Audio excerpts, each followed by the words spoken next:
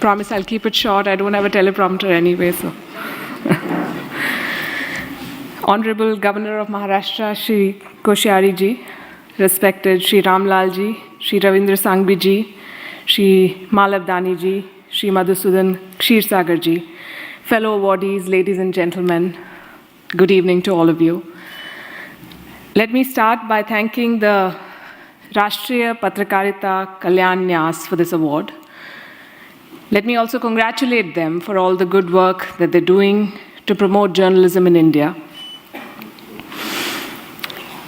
I think this award and this recognition today is for my team, and my channel, and for the journalism that we do, and for the purpose that we hope we serve. What is the purpose, we ask ourselves. I think what we set out to do was to tell India's story in India's words. The show I do, it's called Gravitas, and the tagline is making sense of the news. But essentially, we're trying to make sense of the world through India's perspective. Ladies and gentlemen, I've said this in the past, and I say it again, and I believe this, that our world today is a grand storytelling competition. We are all striving to present our national, cultural, personal, all kinds of stories in the most persuasive manner. I remember reading somewhere in the olden times, they used to say that if you want to poison a people, you should poison their wells. They'll have contaminated water, they'll die. Now it is said that if you want to poison a people, you poison their stories. When you poison their stories, you contaminate their minds, and it's worse than dropping bombs, because then you take away the self-confidence of a country. You devastate their morale. And I think that is more damaging any day than poisoning water or poisoning wells. You make a country doubt its abilities. And we Indians have been through a very difficult phase where we were colonized, and while we achieved independence 75 years ago, I think somewhere a lot of us are still colonized in our minds. We need to come out of that.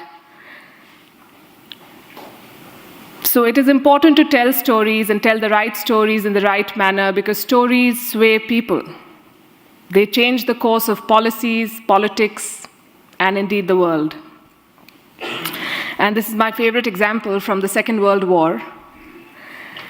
America had a list of cities in Japan that they wanted to bomb with the atom bomb. And on that list was the city of Kyoto. But the US then had a Secretary of War, and he decided that Kyoto should not be part of the list. We know which two cities were bombed eventually, Hiroshima and Nagasaki. He removed Kyoto because this Secretary of War in America had been to Kyoto on his honeymoon, and he saw how beautiful Kyoto is and how rich it is culturally, and he believed that that culture should not be destroyed.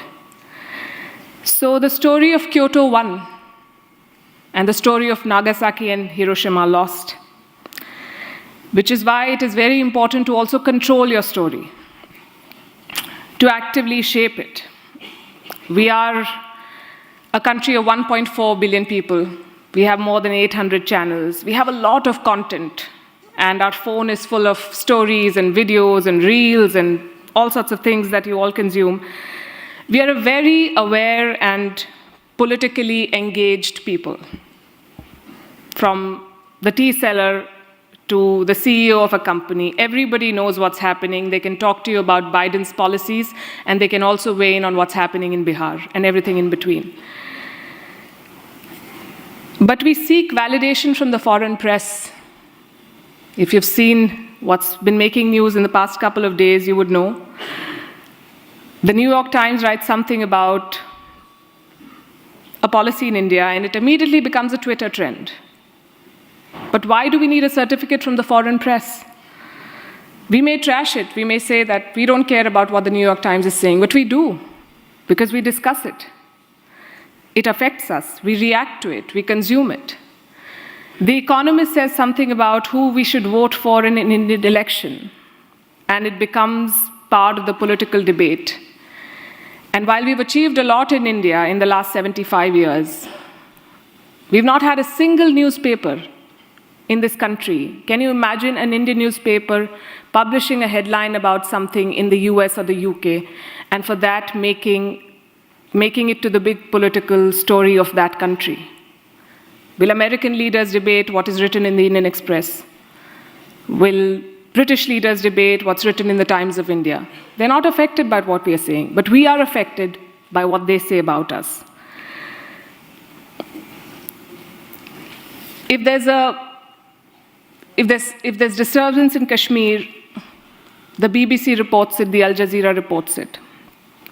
And they use their own lens, their own editorial biases, and all media is agenda-driven. I was discussing it with someone earlier today. India's first newspaper, Hickey's Gazette, was a very anti-imperial newspaper. It had an agenda, it took sides. Media takes sides, and that is okay.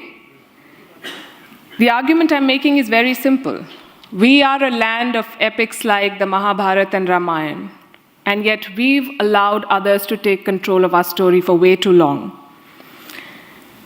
And that is what we try to do at WION still. I started with talking about our purpose, and that is our purpose, to tell India's story. And we found a willing and a very welcoming audience in all of you and a lot of Indians. I'm very happy to share with you that only 40% of our audience and our viewers are in India.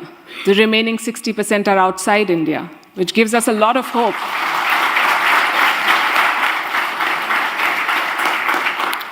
That in Europe, in Africa, in America, in Southeast Asia, there is an audience that wants to listen to India's perspective on what's happening in the world, that wants to know what India feels about global developments. And it's only time for a country that is ready to assume its role as a global leader to have a voice like that. When we began this journey in WION 5 years back, we are a young channel, we believed in the product, we believed what we were trying to do. But we never imagined that in so short a time, we'll get the kind of response that we do now. I was in Ukraine earlier this year, and people saw the mic, and there were some Indians, and they walked up to us and they said, "Ye hamara channel hai."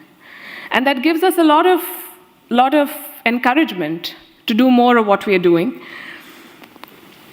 The numbers encourage both me and my team. And awards like these, thank you very much, also inspire us to do better every day. So on behalf of my team at WION, I want to once again thank you for the award. Thank you very much.